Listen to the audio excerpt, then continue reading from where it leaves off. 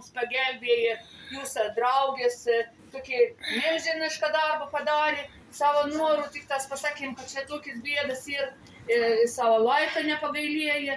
Ir aš esu labai laiminga. Ir aš labai jūs noriu atsiprašyti, mes neturėjom tokių gerų sąlygų, mes neturėjom jumis taip gražiai priimti, bet aš vis laik svajoju, kad mums tas svajonė įsipildys, kad mes dar geriau gyvensim. Šiemet pasikeitėm stogą, longus įsidėjom naujus, tam numelį, kur jūs dabar gyvenot.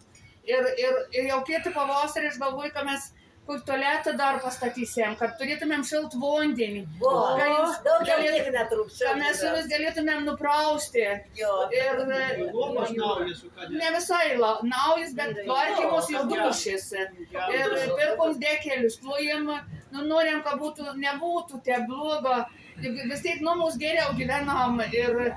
O kartas, kad parvažiavau į savo namus, supranti, kokį lobį turėjom. Kartais, kad ateini blogą vietą, parvažiuoju, gali pasidžiaugti savo namus, kad kokius gražius mes namus turėjom. Pasilgstam.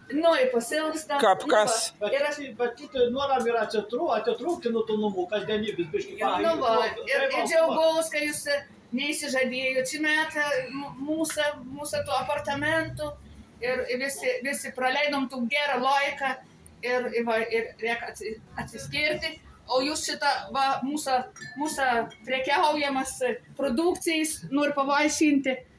Tokie, pasidalinkit.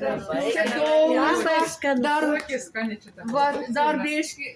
Kur mes prekiaujam? Kur mes prekiaujam. Norim jums pavaišinti bent po mažą lašėlį. Prisimintumėt mūsų. Ta prisimenau, kažką nevaišinat.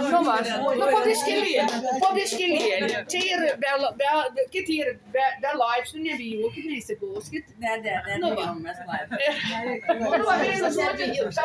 Mano krepšys vis laik turtie tada, kad aš kur nors daudu kitiems. Nes jeigu tu pats nieko nedaudi, tu nieko negraudėsi.